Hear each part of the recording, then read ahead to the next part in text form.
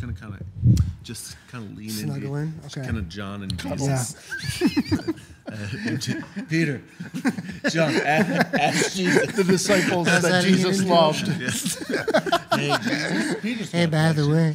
Welcome to Full Sun Living. Thank you guys so much for watching. And we are so excited to have my father, Rodney Bricker, on the podcast today, where we are going to talk about what you could tell yourself before you got married. If you could go back to your past self and say, don't do this, do this as a husband, wife, whatever. We're going to get into that today. So let's send it.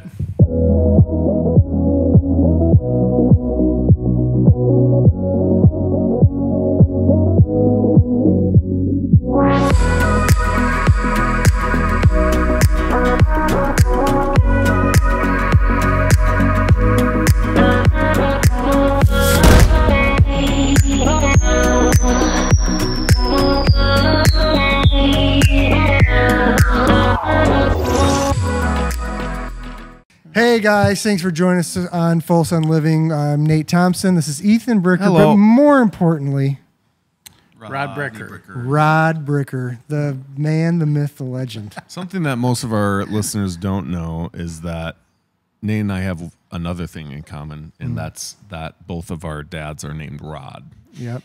Good Rod. solid name. It's a strong name. It's a strong name. It is. It's strong. Okay. Let's get into this. So, Rod, you've been married how many years? How many times have you been? No, I'm just kidding. One time. We've been married twist. 36 years. 36. Yeah, 36 years I this turned year, 30 so. this year. Dang. What? Yeah. Okay, 36 years. How many years have you been married? 8? 8? Almost 9. That sounded like a How question. about you, Nate? 18 this year. 18. Yep. Yep. So Some different tears sitting at this table. that's For sure. Some greenhorns and some noobs. some green berets. All right. So the question that we were talking about is if you could give yourself advice going back. So the last episode, we were just talking about being dads. So then we thought about husbands. So that's why we thought, let's get someone with some years of experience in here. Let's go. Miles on the road. Somebody's got a couple tire changes. You know what I'm saying? A couple rotations, balancing. Yeah. A couple engines blown up Couple and blown- reworked. exactly. So, what is something, Rod, if you could go back to, I don't know if it would be bachelor party or a week into the marriage, whenever, if you could go back and give yourself some advice as like, hey, this is some good stuff that I know 30 some years later that if you would have just kicked it off right out of the gate, what's something you'd give yourself some advice on? I think, I think going into it, understanding that it is, up to that time, right? It's all about you. You don't have anybody linked to you, and then after that, it's about us. And in that transition between learning to be more or less selfish and learning to share, I mean, at a whole different level. It's not like sharing your toys as a kid, right? It's like you got to learn to share at a whole different level. Yeah. Would be to work on those skills a little bit more, because usually when people get married, right, it's the first couple of years can be pretty difficult, and you're adjusting, and you've got the honeymoon, but yet the adjustment period it takes a while, Yeah. Tell us the stupidest thing you've ever done.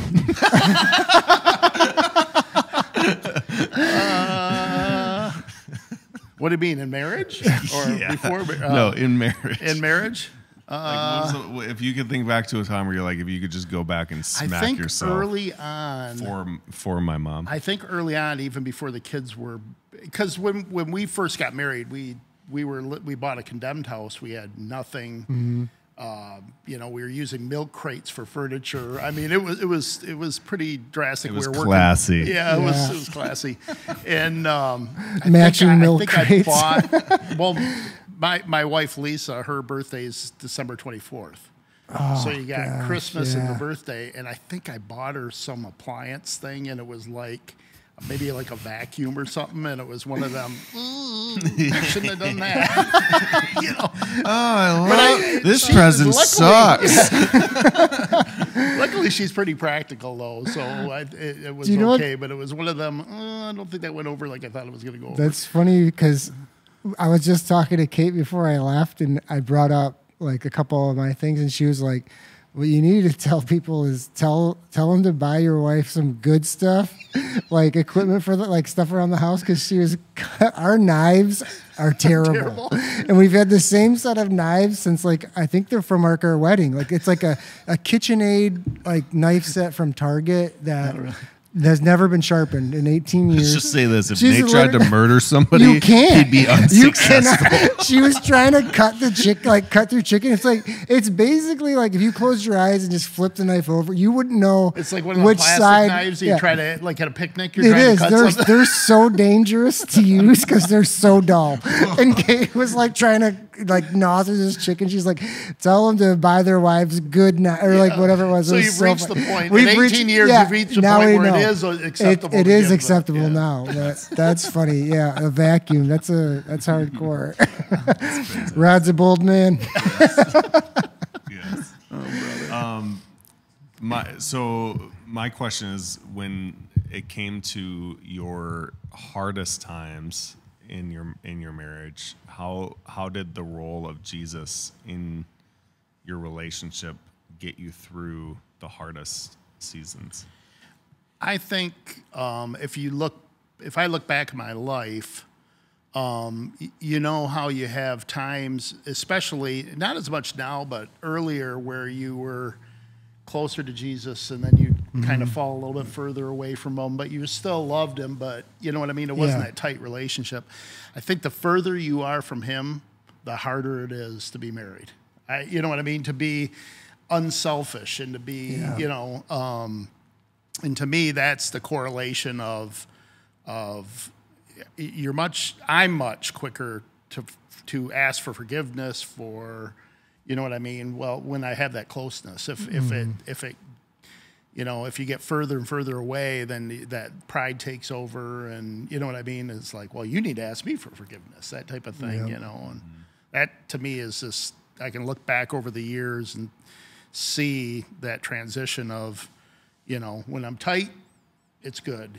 Usually, you know what I mean? Even in the hard times, it's good, But first few years were definitely our hardest. We were working on redoing a house, and all of the pains, and money was an issue, and you know what I mean, and a constant issue, and you're trying to figure out, okay, where are we going to spend it to fix the house up, and so. Was God like just always a big portion of your life? Just right out of the gate? When we were young, even when we were dating. Okay. So Lisa and I met in 10th grade and dated and got married, and he's always been a part. Yeah. So. How long were you guys married then before you started having kids? Well,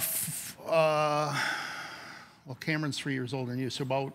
What, 3 years? Yeah. If you were about 3 years. Right. We were pretty young when we got married. How old were you? I think we were 21 or 22, 23, something like that. All right. Apple doesn't fall far from the tree. Yeah. Kate was 19 and I was 23. Really? Yeah. Yeah, you look back at pictures, you're like, you should not be getting married. This is the worst. Who gave you the license for that? I see pictures of us with Grace. I'm like, who gave that guy a baby? Yeah, is that your brother? Is that your younger brother? Like, I thought you made the baby? Yeah. It's wild, right? To think that. Yeah. What's one of yours? What do you got? No, you go first. Okay. I've got I'll start with my second one, I guess. It was I thought back to find something that the both of us enjoy. In the sense that like sometimes I kind of was like thinking back over like say I don't know, because Kate and I dated like we started dating like high school type stuff too, so we've been together forever. But like we've done a lot of things together. But sometimes, like I'm a big believer still in like individuality within marriage. I feel like that's important. But also like to look back and see like when we were doing like when we do things the same thing together, it's so fun. And I think now like looking back, and I wish we would have maybe sometimes found that sooner, to where it wasn't like, oh, I'm doing this and you're doing this and we'll come together and, you know, hang out, or, you know, end of the day, we just do whatever. But just to find something that we both enjoy, like, I don't know, man, there's something like, and as cheesy as it is now, I don't know, maybe it's, I mean, I just had my 41st birthday a couple weeks ago, but like, we all go out for walks and stuff. We just go for a walk, and, you know, Bear's riding a scooter and Buddy's riding around, but it's just like, I don't know, man. I like looking back, I think there's times where like you overlook that, maybe like, even like you said, when you first come into the marriage, it's such a, it can be a jarring transition that it's not, you know, just you anymore, you know? But I was thinking like the times where, it's important to have your individuality and to like, you know, to not like try to, you know, to support each other in that, but also to have something together. I think that would have been kind of fun, especially when we were younger. Yeah. I don't know. Yeah. Well, you're over 40 now. So did you pick up some white New Balance? I need some. Somebody at work just go for your walks. I call them the Dan Moore 3000. Yes, that's what I need. I need those, man. I need to get some. Stains on those. Just really just Put some Heelys on just the bottom. Super tight, no laces. Yeah. Oh man. I feel like I can totally identify with the value of that. Like with Liddy and I, with all the studio stuff in the last 4 or 5 years, like that was really, I think it was just beneficial. Like it was like we were headed somewhere together, you know, and it was something cool to be able, like, we're working on something together. This is like our thing, which we haven't been recording as much lately because, you know, the kids they're getting older, they're going to bed later, so it's just harder and harder. But I agree with that in the sense that I think there's a ton of value of doing something together. That's why, like, I enjoy looking at like couples who like run together or like hike together, or, you know what I mean, do these different activities where it's like it's just cool, you know. You can see that it's like once their kids leave the house that they're gonna have a thing together still, you know, dude. And I think that's cool. And that was something for us, like where a few years ago when, I don't know, we all of a sudden just became more like outdoorsy. It was kind of fun that Kate is so outdoorsy. So it's hardcore. Crazy. Watching her eat grubs in the woods. Oh, yeah. Kate's middle name is Bear. That's actually, we named Bear after Kate. But like it was Grylls got his name from Kate. But it's like it's fun that like we started certain things together. Like even like with you, like where it wasn't like she joined into my thing or I joined into her thing. It was like, oh, let's start this together. You know, so that's kind of fun. They wrote a book together. Yeah. That was probably the latest thing that was like, I think the biggest maybe eye opener to me on that was how much we were just so into that. Like it was so fun. It almost teaches you conflict resolution too fast, because you're working on something that's high emotions and you have to quickly be able to handle somebody disagreeing with your creative insight, you know? So I can feel that. Something I would tell myself is, I have to remember it real quick. There's a lot I would tell myself, but there's one thing. I would tell myself, man, what was it? I had it before you started talking. And then I got totally another forgot. one. Oh, go. Okay. You go. So I got one that we got married. And we were I remember this, like, it's funny how these moments, you know, you remember getting married and her coming down the aisle. And I mean, that's like froze in my brain. But in the reception line, and I can't remember who it was that said this to us, but he came up and he kind of put his arms on Lisa and I, and he says, don't ever use the D word. Yeah, the divorce. Don't ever threaten the D word.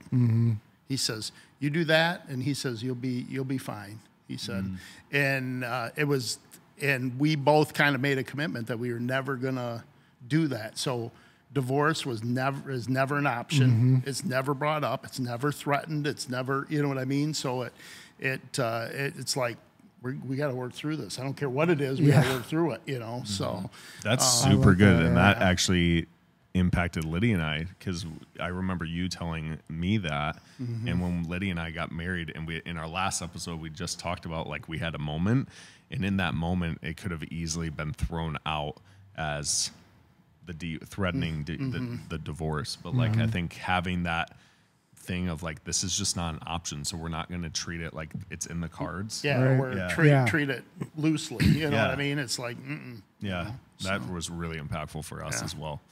Okay, I remembered it as soon as you started talking. The pressure was not on. So mine was get comfortable with saying what's in your head. And so what I mean by that is, for me, it was really hard to like, I could write down all of my emotions, type it out, write it out, whatever. I could like write Lydia a beautiful love note, but I could never just look her in the eyes and just spill it, you know? And one of my favorite things about Lydia was when we first started dating is she would just look into my eyes and she'd say, "What are you thinking?" And she'd just be like, just in the depths of my soul, like, I want to know what you're thinking. You're like, you don't want to go in there. Get out. Get out. It's scary in there. But she would just ask me, like, what are you thinking? And I remember that just made me so uncomfortable, because I had previous, scenarios or relationships where I would say how I felt, and I'd get teased for it, or I'd get sarcasm or snarky comments or whatever, and I was so scared to just like lavish her with verbal love, just like, you are everything to me, and all these different things. And over time, probably in year 3 or 4 of our marriage, so I mean, we're only halfway into it.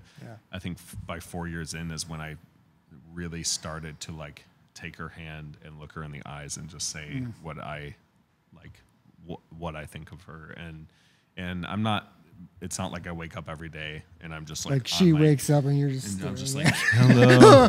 I've got like hair breathing in the wind. You are a divine flower, one sought after by the Lord himself, like, but I do, like, when I have a moment where I'm thinking of something and I'm thinking like of how much I appreciate her, or just those thoughts of like, what would I do without you? Like, I don't know what I would even do without you. Instead of just thinking it, I say it. Yeah. And I think that was really impactful for our marriage and for Lydia to feel connected and loved. I think it can be just a huge challenge, not only for guys, but for the gals as well, to just kind of like to verbalize the emotion, I guess, of whatever it is, Yeah. Somewhere along, if most people get teased, what I mean? It's a really normal thing for people to get teased or to get sarcastic comments when you open up your heart and you just get vulnerable and real.